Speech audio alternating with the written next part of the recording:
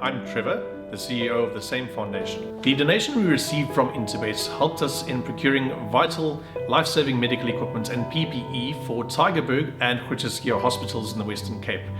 This was while the Western Cape was the epicenter of the pandemic. If you would like to get in touch or assist us in these projects, you can get hold of us on our website, which is www.samefoundation.org.za, Facebook and Instagram or LinkedIn.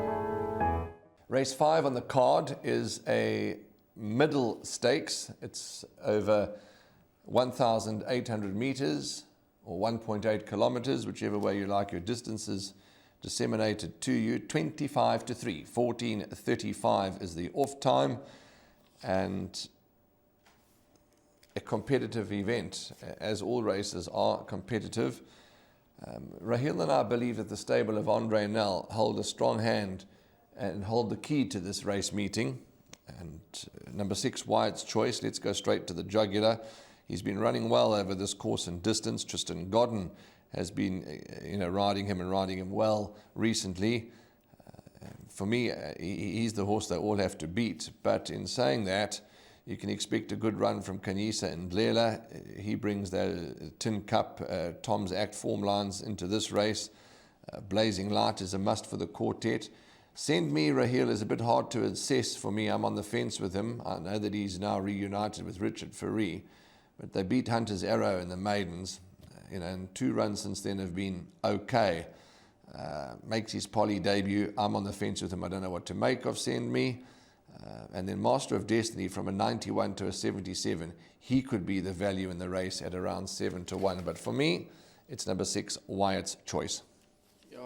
Number 8, Master of Destiny Warren. I've been for him in his last 2 starts, and I've been keeping a very close eye on this horse ever since returning off a layoff. My only concern is that it's a poly track. If it was a turf in this race here, I would give the guys a lot more confidence to have a go here with number 8, Master of Destiny. But the poly track could just be the slight concern for me. He has won on the surface, but only once from 16 outings. He's run some solid races.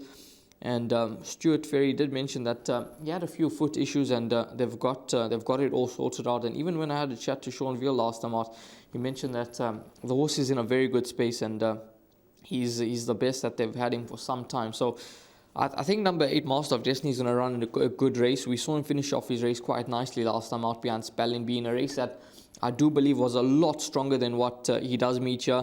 Both were C-class events, but I think that race was far stronger than what he does meet here. So it is a drop in class for me, and I think 7 to 1 does represent some value, but slight hesitance here because it's the poly track, although I will include him in all bets. Number 6, Wyatt's Choice. I think he has to go into the play. Last time out, he ran a good race behind Ricardo. He finished off his race quite nicely, probably not in the manner that they would have liked, given the way he finished off in his penultimate start, where he absolutely rattled home to get within that margin of Circle of Grace. But I still believe that he has to go into the play, and he's going to make his presence felt. Number 5, Blazing Light. If he gets a soft lead, he could be a horse that's hard to peg back. He's very strong from the front, number 5, Blazing Light, and course and distance suit. So Stuart Ferry may have a strong hand in this race.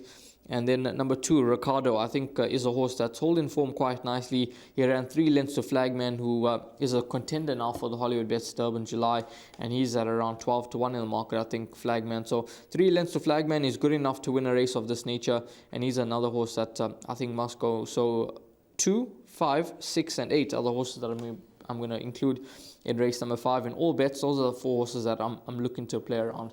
But you heard from Warren, number 6, Wyatt's Choice is the top selection here, with healthy respect for the likes of Kanyisa and Lela, and Blazing Light as well, with number 8, Master of Destiny.